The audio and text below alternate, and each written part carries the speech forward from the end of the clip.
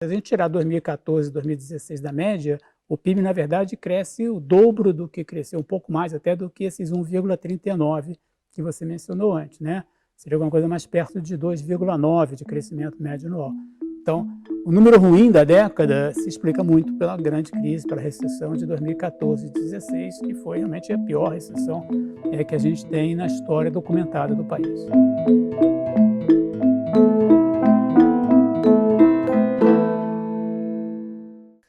Castelar, obrigada pela presença aqui no Bate-Papo, mais uma vez. Sempre um prazer. Que bom.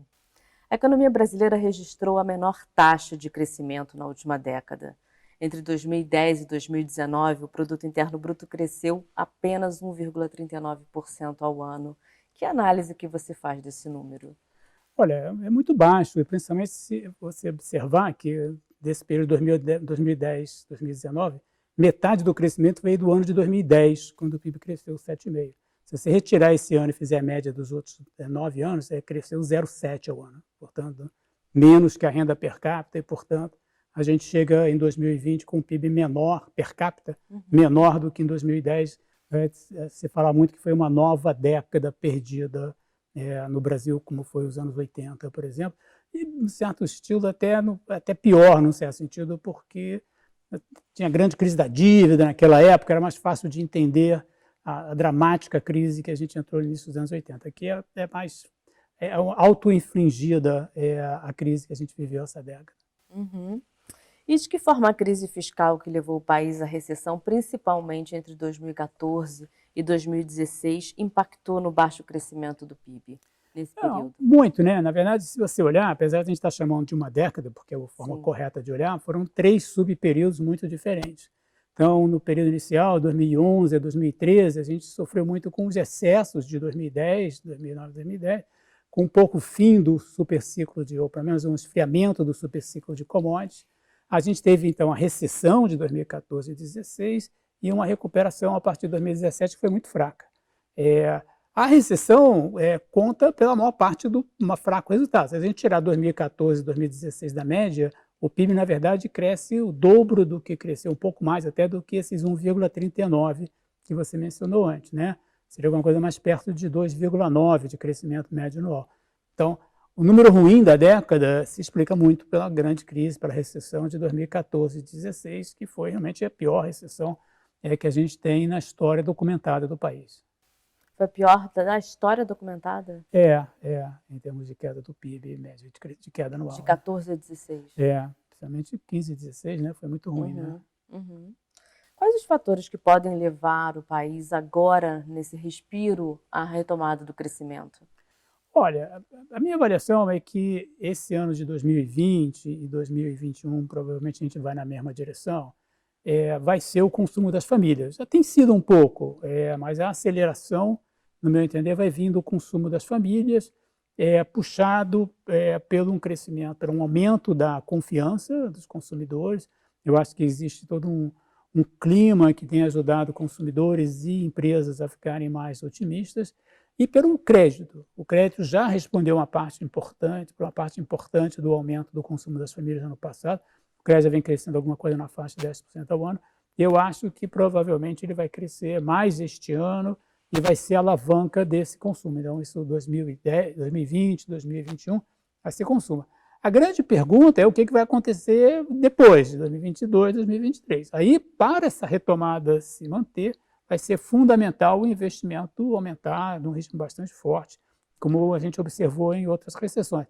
Quer dizer, quando você olha recessões do passado, você vê que o investimento cai muito, mas depois ele sobe muito na retomada. Nesse caso, o investimento caiu muito, caiu 30%, só que ele não voltou, ele continua 25% menor do que foi no pico pré-recessão. Então, voltar a um patamar anterior e crescer com um ritmo forte é o grande desafio para 2022, 2023, assim, para manter essa retomada inicial que vem por conta do consumo das famílias.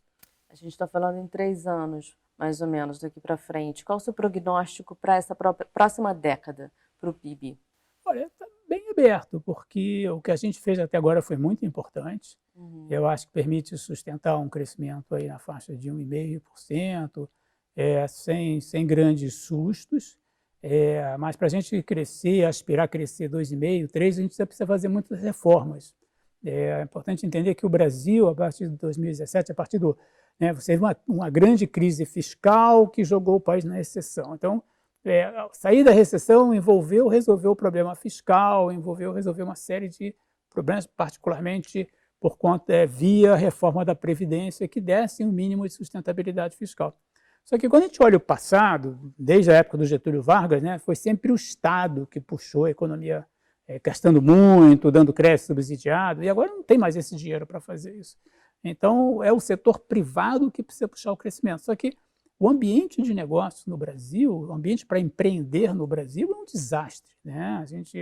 A gente sente isso na carne, a gente vê isso nas comparações internacionais. Então, para a gente voltar a ter investimento forte e para voltar a crescer, a gente precisa tornar o ambiente do empreendedor no Brasil muito melhor do que ele é. E esse não é um desafio trivial. A gente tem muitos diagnósticos, mas em algumas dimensões são coisas entranhadas na cultura do brasileiro, na forma do brasileiro percebe a sua própria realidade. Agora temos uma insegurança jurídica e uma estrutura tributária cara e incerta. Como é que a gente pode corrigir esses fatores? Esses são dois exemplos importantes disso que eu falava, desse ambiente de empreender muito ruim no Brasil. A questão tributária é conhecida, A gente vê recentemente as pessoas do governo se referindo a um manicômio tributário, porque é um manicômio tributário, Seja pela mudança de regras, seja por regras que a gente nem entende direito, mas não batem com as outras. Às vezes elas mudam e penalizam as empresas antes mesmo de terem mudado. Então, a reforma tributária que o Congresso está discutindo, que a Câmara aprovou já na sua Comissão de Constituição e Justiça, é uma proposta bastante boa. Eu acho que tenta resolver o problema do custo de cumprir as regras tributárias e também da ineficiência que a estrutura tributária gera, como, por exemplo, guerras fiscais e outras coisas nesse sentido. Eu acho difícil, eu acho que o trabalho de aprovar a reforma é muito complicado, eu acho que precisa convencer a sociedade, como a gente fez com a reforma da Previdência, mas é nessa direção. A insegurança jurídica é, obviamente, fundamental, porque significa que o risco de investir no Brasil é muito grande, porque você investe com uma regra, mas depois aquela regra pode valer, pode não valer, pode mudar. Então, você, quando investe, ou você repara que muitas vezes o empreendedor quer investir, ele quer retornar o investimento em 2 anos, porque em 4 anos, 5 anos, ninguém sabe quais vão ser as regras. Isso é complicado, só de alguns anos para cá se passou a reconhecer mais claramente o ônus que isso traz para o Brasil, porque, de novo, é um freio gigantesco no investimento, que, como a gente conversava, é exatamente aquilo que precisa aumentar para a economia retomar. É uma coisa que, até certo sentido, está na cabeça do brasileiro, no jeitinho. Meu pai costumava dizer que aos amigos tudo, aos indiferentes a lei, aos inimigos a lei e seus regulamentos, porque a aplicação da lei no Brasil é uma coisa que pode variar enormemente de uma pessoa para outra, de um ano para o outro ano, e a gente aprende a conviver com isso, e acha que a coisa é assim mesmo, e isso a gente tem que mudar, é uma coisa que tem que começar mudando na cabeça das pessoas, na sociedade, mas o governo tem que entender melhor isso, outras instituições públicas têm que entender melhor a importância de ter regras que são claras, que são estáveis, que são transparentes, que, portanto, a gente pode tomar decisões com base nessas regras, confiante de que o que está escrito lá, de fato, vai valer no futuro. Ótimo. Muito obrigada, Castelar, pela sua entrevista aqui no Bate-Papo. Sempre um prazer. Que bom. Até a próxima, então. Até a próxima.